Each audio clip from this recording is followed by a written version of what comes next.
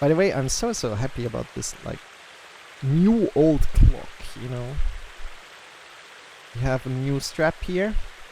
It's quite expensive, but it was, you know, the strap fell off on one side. It's like, it's letting go. It smells very, very new, and I'm proud of having this clock, you know. It sounds stupid. I'm a little bit attached to this clock because we have been through so much, and this clock has been there all the time, you know. No matter that, you know, it's also like the thing, like, now I replaced the handles, you know. Now it looks a little bit different, and or the wristbands. It's the same thing as, like, hey, is it the same hammer, you know? Is it the same hammer when you're replacing the handle of the hammer? Is it the same hammer? And then you also ask, like, is it the same hammer when you're replacing now, after a time again, the whole is it called shaft? I don't know what it's called. Just like the above part of the hammer, you know, the fitch you're hammering. Is it the same hammer then? That's a question, you know. If you're starting to replace something of you, are you still the same? It's also like, if you're replacing an arm of you, are you the same, you know? If you have a piece,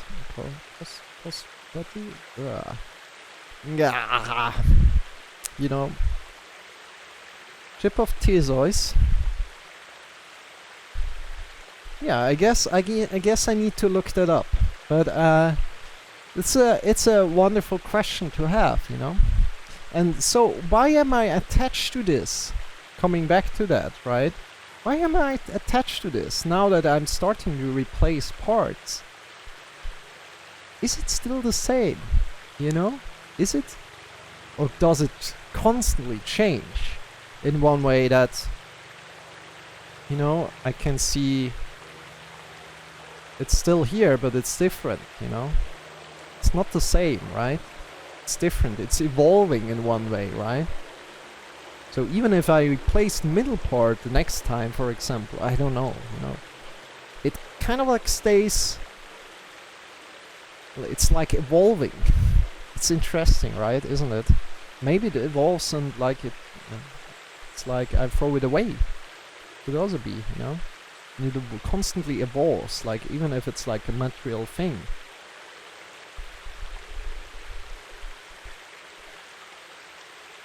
Yeah. At least also from my perspective, right? Because the single parts are still there, but they're now at another place, right? It kind of like, it all gets messy, you know, and now it was together, now I took it apart and I threw away the pieces that were like malfunctioning, right? And now I kind of like make a mess, right?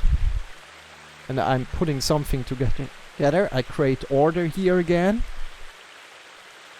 Yeah.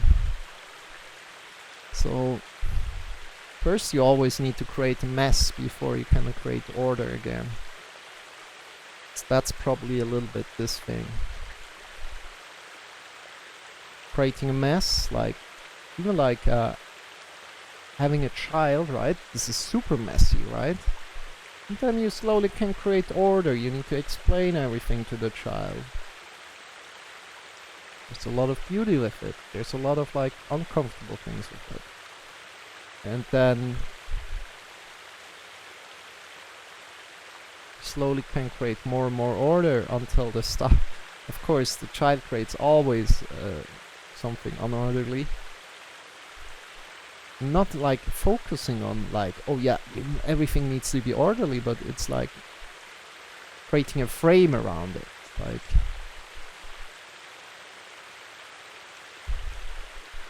an orderly frame, rules, whatever.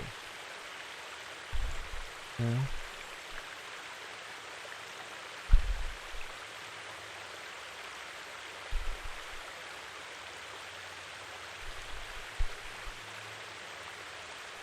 Yeah. Let me quickly look Ship of Theseus up, because I don't know that. Probably I know the tree reference, but let me quickly look it up. In metaphysics of identity, the Ship of Theseus is a thought experiment that raises the question of whether an object that has had all of its components replaced remains fundamentally the same object. Yeah, exactly. The concept is one of the oldest in Western philosophy, having been discussed by Heraclitus and Plato by 500 to 400 before Christus. Okay. History. The thought puzzle was discussed by ancient philosophers such as Heraclitus and Plato, later by Plutarch, and more recently by Thomas Hobbes and John Locke. Several variants are known, including the Grandfather's Axe. Yeah, exactly, that's the one, which has had both head and handle replaced. The puzzle itself is an example of Ship of Theseus, as the original story has had various elements replaced over time. The particular Ship of Theseus version of the thought puzzle was first introduced in Greek legend, as reported by the historian biographer and essayist Plutarch. The ship wherein Theseus and the youth of Athens returned from Crete. I don't know how to pronounce these words in English. Had 30 oars and was preserved by the Athenians down even to the time of Demetrius Valerius. Valerius. For they took away the old planks as they decayed, putting in new and stronger timber in their places, insomuch that this ship became a standing example among the philosophers for the logical question of things that grow, one side holding that the ship remained the same and the other contending that it was not the same. Plutarch thus questions whether the ship would remain the same if it were entirely replaced piece by piece. Centuries later, the philosopher Thomas Hobbes introduced a further puzzle, wondering what would happen if the original planks were gathered up after they were replaced and then used to build a second ship. Hobbes asked which ship, if either, would be the original Ship of Theseus.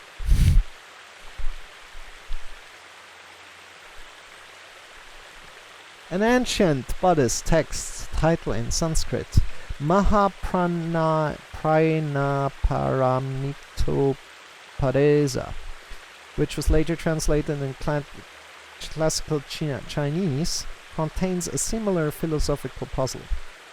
So the classical Chinese is Dazido Lun. I don't know if I said that right. It takes the form of a body-swapping story. The story tells of a traveler who encountered two demons in the night. As one demon ripped off all parts of his body one by one, the other demon replaced them with those of a corpse. The traveler was left confused about who he was after the body swapping. Holy.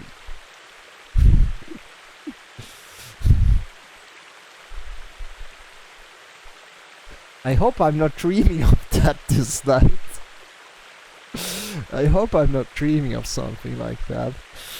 Okay, we're leaving it like that, I think. Is there a little bit more of a resolution? Ah, proposed resolutions.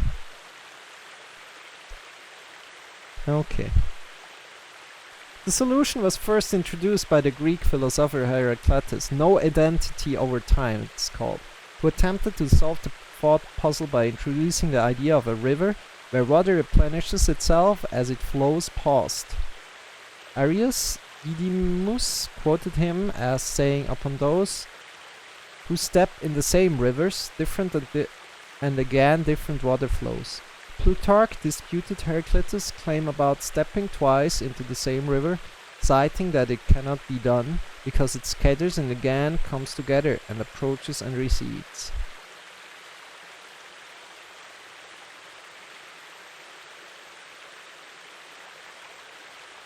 Yeah, interesting. Very, very interesting. But it's kind of like the overtime thing is in there, right? It has like, it's like bound by time, right? So it's only existing right now. This thing only exists right now. And in the future, I don't know if this exists, right? It's here again. It exists, you know. But is it the same in the future? No, it changes. It constantly changes. Maybe I put some stuff away, like whatever. Okay, four-dimensionalism. Ted Sider and others have proposed that considering objects to extend across time as four-dimensional causal series of three-dimensional time slices could solve this ship of Theseus problem. In taking such an approach, all four-dimensional objects remain numerically identical to themselves while allowing individual time slices to differ from each other. The aforementioned river, therefore, comprises different three-dimensional time slices of itself while remaining numerically identical to itself across time. One can never step into the same river time slice twice, but one can step into the same four-dimensional river twice.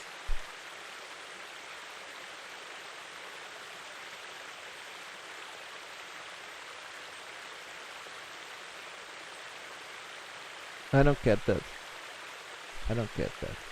Cognitive science. According to Noam Chomsky, as described in Of Minds and Language, the thought puzzle arises because of extreme externalism, the assumption that what is true in our minds is true in the world.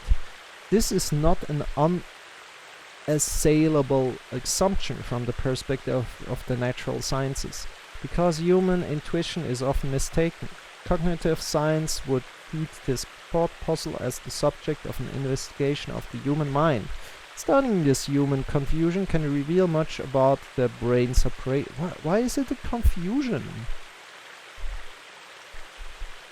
Studying this human confusion can reveal...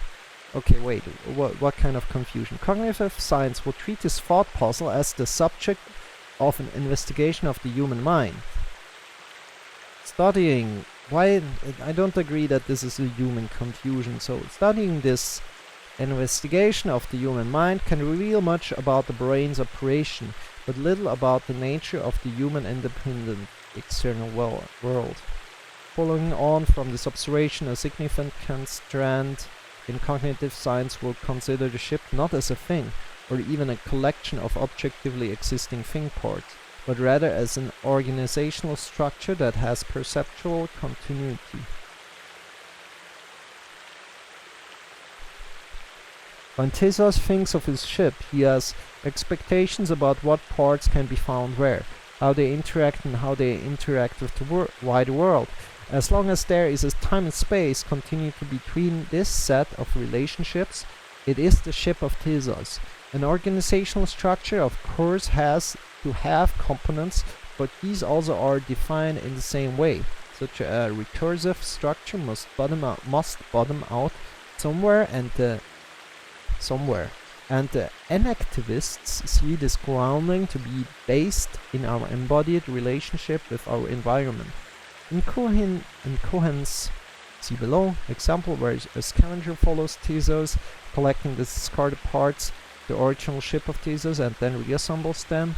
The reassembled ship is not the ship of Theseus because, presumably, a court of law would say Theseus does not have the owns relationship with the reconstructed ship.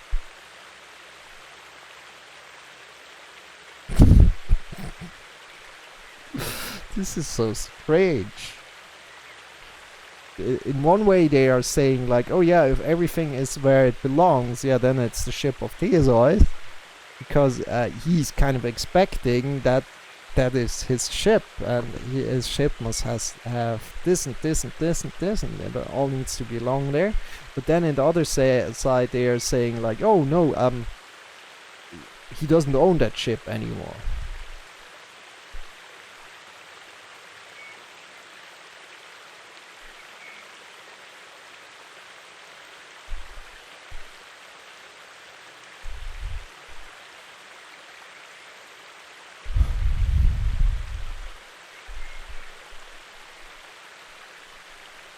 But maybe it's also about the function of the ship. Maybe this ship that is replaced doesn't function anymore, right? Afterward, you know, that is put again together. It doesn't function anymore as ship, and therefore if something is like destroyed, not functioning properly, or really in bad shape, maybe it's not the ship of Theseus anymore because it's like in bad shape. Maybe it's more about these kind of things, right? And yeah, this could be it, right? This could be it, yeah. It needs to function, right? It's also the same with mine, it needs to function. Anybody could pick up the replacement part